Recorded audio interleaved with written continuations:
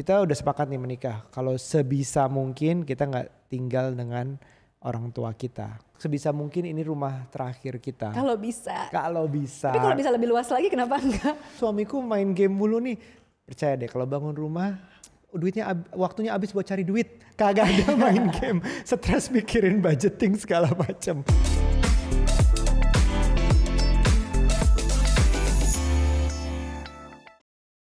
Halo parents, kembali lagi di podcast Curhat Babu, curhatnya Bapak dan Ibu. Yeay. Parents pada tahu gak sih kalau kita tuh mungkin yang udah follow Instagram dan kita. Instagram kita tahu bahwa beberapa kali kita share tentang kita lagi bikin rumah. Gak deng, Aryo lagi bikin rumah buat Nucha. Iya, ini perjalanan yang cukup panjang sebenarnya. Kita bikin rumahnya aja udah hampir 2 tahun. Betul. Udah 2 tahun kali ya? Yep, betul, Ya, udah 2 tahun. Udah 2 tahun diawali waktu pernikahan kita umur 9 tahunan. Mau menuju 10 tahun. Tapi bentar dulu, sebelum kalian nonton dan dengerin cerita kita, ada baiknya kalian subscribe dulu. Benar, ya pundi-pundi rumah buat Nucha diisi lah gitu. Nah iya, kita cerita tuh bahwa kita lagi bangun rumah 2 tahun terakhir ini plus beli tanah di umur pernikahan di 9 tahun. Saat ini kita tinggal di rumah sendiri dan sebelumnya di rumah masing-masing. Gitu. Tapi sebenarnya kita udah pernah bahas sih soal rumah-rumahan ini.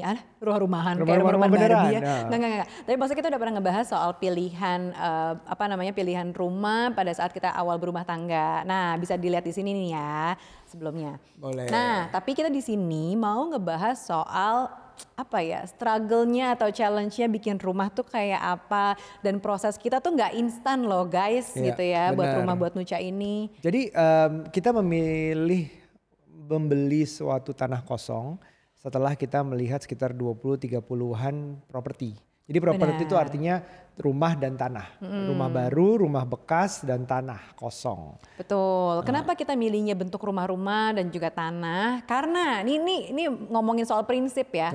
Kalau prinsip aku sendiri, begitu kita udah menikah, aku pengennya tinggalnya tuh di landed house, alias bukan apartemen ya, bukan bangunan-bangunan tinggi gitu. Karena aku merasa kalau udah berkeluarga perlu sesuatu yang homey. Homey kan means home gitu, bayangan aku adalah yang nyatu dengan tanah gitu, alias rumah aja gitu. Tapi ini bukan berarti ini yang udah harus diikuti dan benar.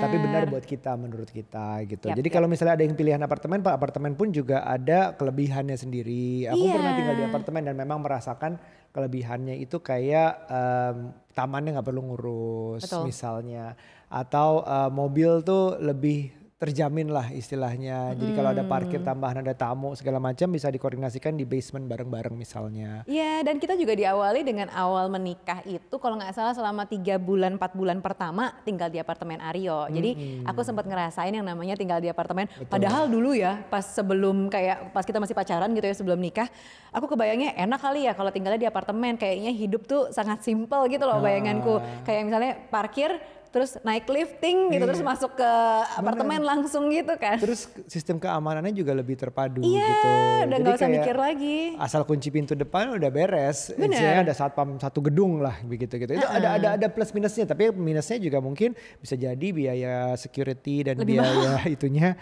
bulanannya itu bisa jadi lebih mahal. Iya, benar. Terus ruangnya terbatas. Justru malah kalau kita suka taman, kita nggak bisa apa-apain taman kita sendiri gitu. Jadi plus minus lah. Memang ini masalah cocok-cocokan. Tapi kita balik lagi, kita tetap pilih rumah sama-sama udah sepakat. Dan kali ini kita 9 tahun di rumah sebelumnya kayaknya BM, banyak merasa ada yang banyak mau gitu. Ini kayaknya kurang, ini kayaknya pengen ini, aduh ini harusnya bikinnya begini, aduh ini begini, aduh ini kenapa begini. Pokoknya banyak lah hal-hal seperti itu. Nggak menyesali, cuman lebih karena kayak I wish I could. Iya, jadi rumah pertama kita selain tadi tuh dari apartemen terus kita pindah ke sebuah rumah, ini tuh rumah jadi kita terima beres gitu loh, kita nggak bangun dari nol. Enaknya adalah pasangan muda ini kan pengen buru-buru udah pindahan gitu ke sebuah rumah tanpa tahu proses bangun rumahnya tuh gimana gitu kan, pengennya udah ting jadi rumahnya. Makanya kita pindah kita pindah dari apartemen ke rumah. Waktu itu belum punya anak ya, dengan memikirkan oh yaudah ini kayaknya pas-pas aja kok gitu, dengan ukuran yang pas, taman yang nggak terlalu besar, cukup lah gitu kan. Terus kita pikir yang kita pikirin sebenarnya cuma kayak jarak antara rumah dengan tempat kerja, karena emang kita dulu kantor kita jauh-jauh gitu dari rumah kita yang masing-masing gitu ya sebelum nikah kan. Makanya pengen agak di tengah-tengah yang nggak terlalu jauh ke kantornya Aryo, nggak jauh ke rumahku gitu kan. Jadi kita menikmati yang namanya 8 tahunan, 9 tahun, bahkan sekarang kita belum pindah ke rumah yang udah jadi tadi gitu lah ya. Itu pun rumah itu mengalami proses renovasi 2 kali ya. Benar, Jadi ada renovasi, ada penambahan ruangan segala macam gitu. Jadi kalau kita pikir kita nggak menemukan sempurna, iya kita masih bertumbuh rumah itu pun. Jadi kita maunya sekarang yang nggak perlu bertumbuh lebih banyak lagi. Kalau mau bertumbuh itu ya dari furniture-nya lah, dari apa gitu. Nah kenapa sih gimana sih, ingat nggak waktu kita proses awal-awal kenapa kita akhirnya milih bangun rumah?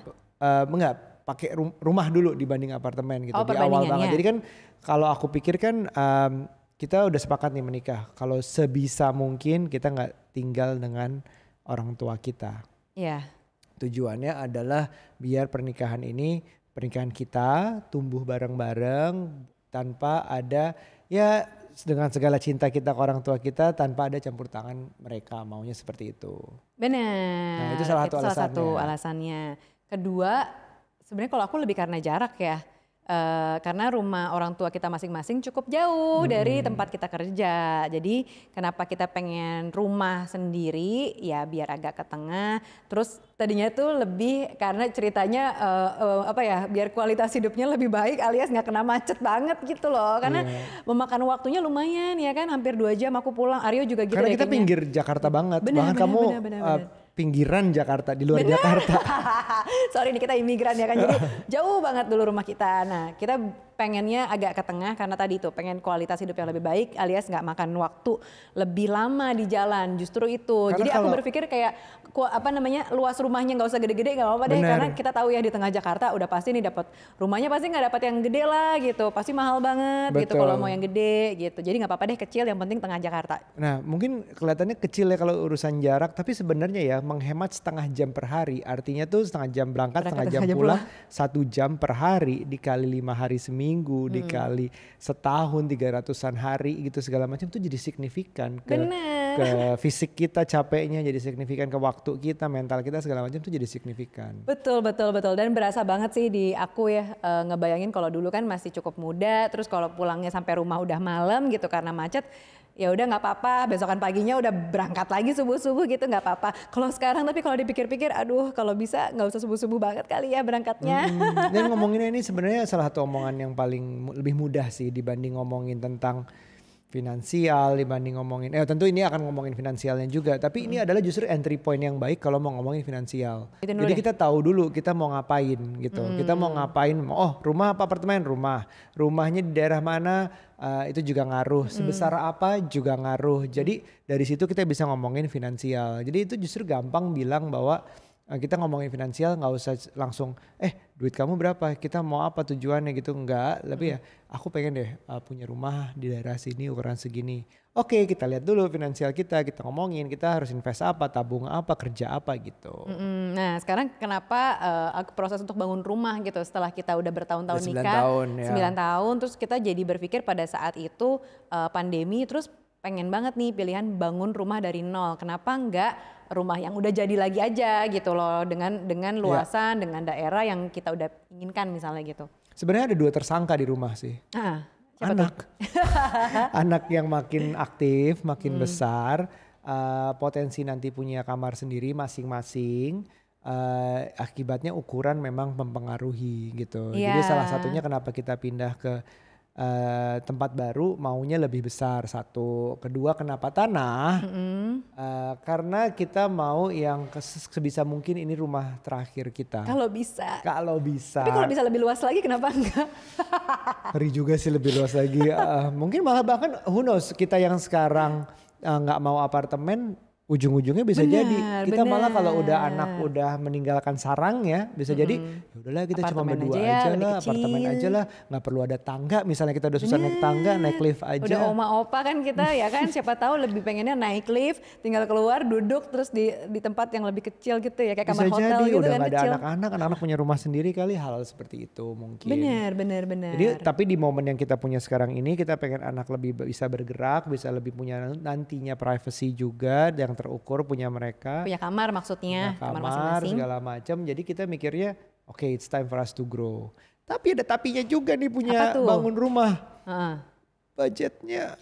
Nah, ngomongin bangun rumah udah pasti ngomongin budget, dan ini tuh udah pasti hal yang paling utama dan paling challenging. Nah, ini buat kalian yang jago banget, disiplin banget soal uang, bikin rumah tuh disarankan sebenarnya. Oh gitu, kenapa? Ya karena kalau kalian bisa ngukur budgetnya berapa dan strict kepada budget itu, beres sebenarnya. Karena lu bisa tahu, oh ini mahal, pakai ini aja, ini mahal, pakai ini aja, ini segala macam gitu. Dan oke, gue harus spend segini dan gue mau hemat ini.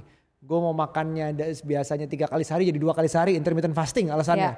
Misalnya hal-hal seperti itu kalau memang kalian disiplin banget, it's a good way to go.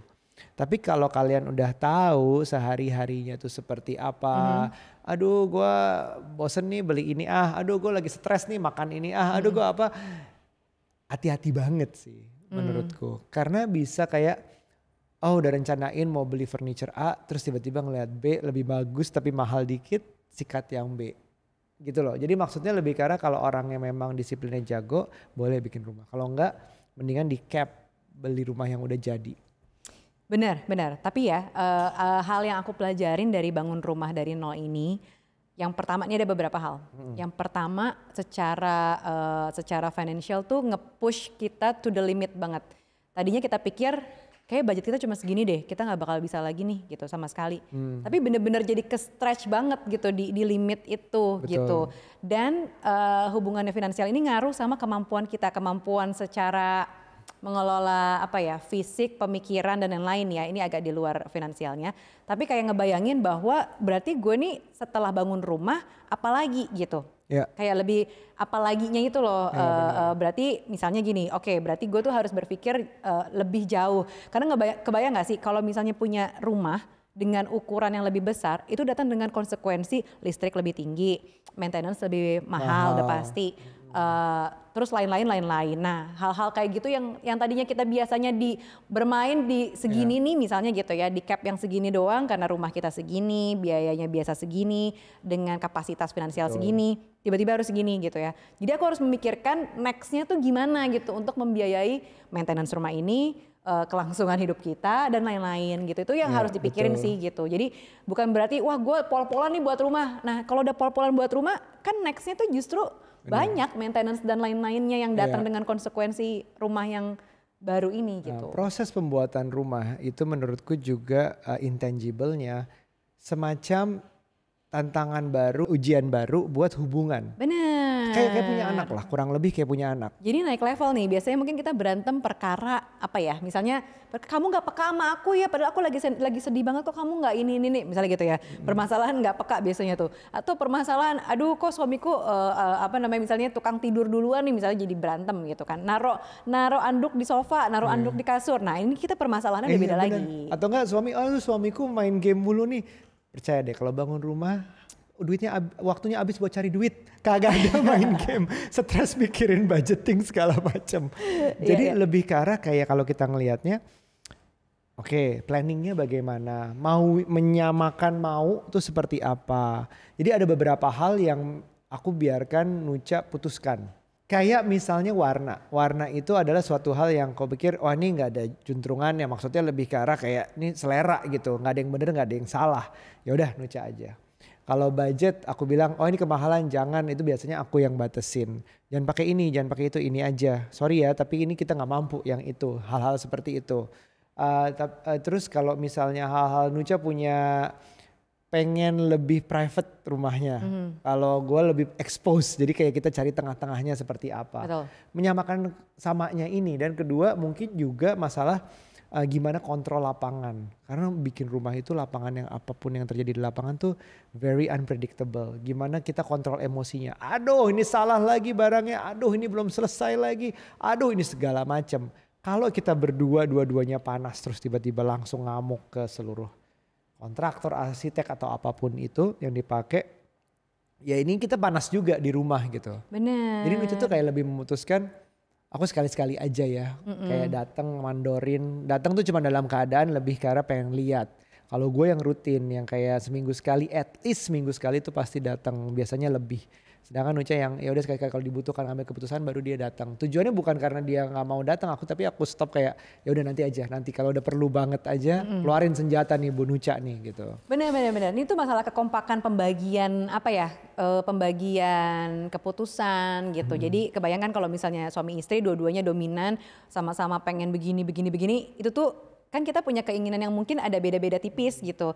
Nah ini perlu dibahas bersama kalau bagian ini ranahnya siapa ya, yang ini siapa. Jadi nggak dua-duanya memutuskan akhirnya jadi nggak, misalnya sama-sama pengen warna gentengnya, misalnya Aryo pengennya merah, aku pengennya hijau. Kalau misalnya kita dominan sama-sama ingin memutuskan kan pasti nggak ketemu-ketemu tuh. Iya, sementara prosesnya udah harus berjalan terus gitu kan. Perkara warna genteng nggak diputusin kan nggak enak gitu loh. Kalau mau adil dijadiin merah dan hijau kayak bendera Portugal dari atas gitu.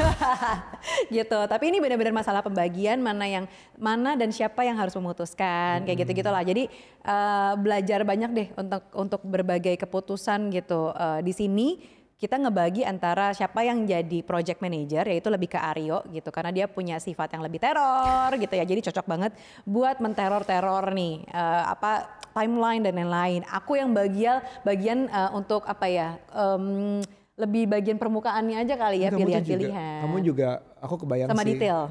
Aku juga kebayang sih kalau setiap hari tuh aku habis teror, aku cerita ke kamu yang lebih ke nenangin dengan cara kamu gitu, kayak aduh kebayang sih, aduh ya udah, tapi nggak kayak gimana sih kalau kamu yang tambah panas juga, kompor nyampur datang langsung ke lapangan marah-marah juga, makin bingung gitu orangnya juga. Kita semua yang kerja, aku termasuk aku, makin walaupun aku di-justify aku benar, tapi kayak makin berantakan di lapangannya gitu. Jadi kayak mungkin ada peran yang kita pelajari bareng-bareng, justru karena makanya bikin rumah ini suatu pembelajaran yang baru menurutku. Kayak punya anak beneran deh. Ya, dan bangun rumah ini sebagai perjuangan bersama ya. Semoga ya, kalau jadi ya. Kalau udah mau jadi, ayo dong jadi pindah. Teman-teman ini 1-2 bulan lagi dari sejak saat syuting ini kok masih kayak gemus sedikit lagi, ayo one last push gitu. Hal-hal seperti itu. Iya, ini tuh bener-bener berjuang bersama loh, karena sesuai dengan timeline apa enggak, terus budgetnya gimana, masih ada nggak kita uangnya, terus abis rumahnya jadi kita gimana nih bayarnya gitu. Maintenance-nya dan lain-lainnya nih gitu. Jadi banyak hal banget yang memang berjuangnya tuh bukan cuman masalah relationship doang, tapi keseluruhan gitu. Ini tuh bener-bener next level lah menurutku. Jadi kita salah satu objektif kita ngomong kayak gini juga harus dipikir juga. Semua tindakan bangun rumah ini dipikirin matang-matang. Bangun atau beli, kontrak atau tinggal sama orang tua, semua tuh ada plus minusnya pasti. Seperti halnya ya aku sekali lagi bilang punya anak tuh juga ada cost-nya, ada bahagianya, ada challenge-nya, ada macam-macamnya segala macam. So yang dasarnya lagi setiap pernikahan butuh suatu pembelajaran. Pembelajaran itu dalam bentuk anak, dalam bentuk bangun rumah, dalam bentuk bangun bisnis, dalam bentuk pindah ke luar negeri bareng-bareng, pindah keluar kota bareng-bareng. Ada project bersama dan itu salah satu alasan kalau nggak salah si Darius ya pernah ngomong ya bahwa biar nggak bosen kita harus punya project bareng gitu. Nah ini terakhir nih, tips buat pasangan yang lagi berjuang juga.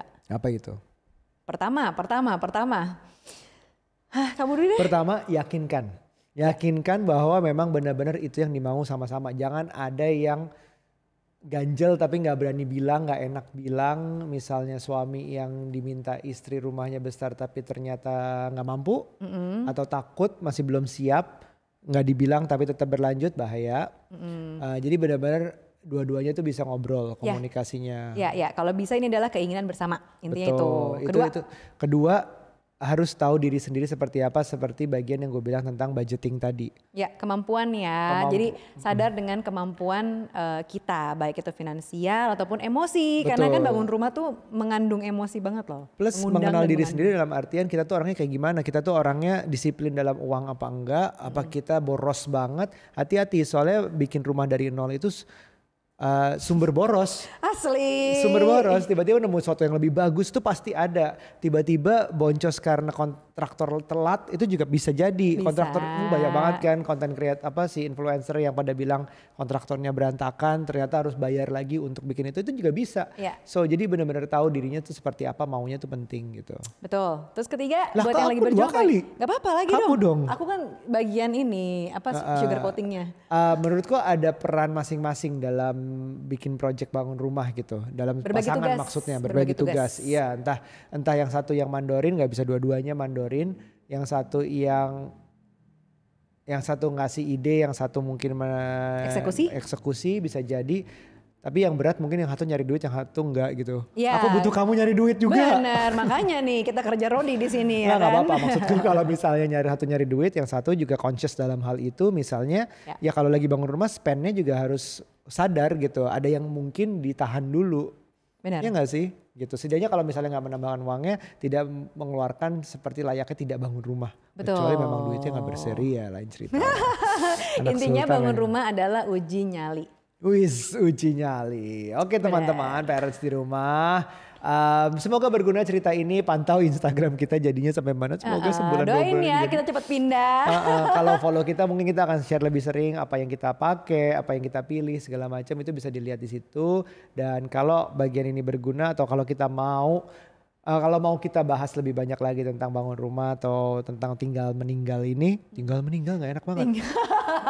Tentang domisilian ini silakan di share ke temennya, di kolom komen boleh diisi, di like, di subscribe juga jangan lupa. Oke, sampai ketemu lagi di episode selanjutnya. Bye. Bye.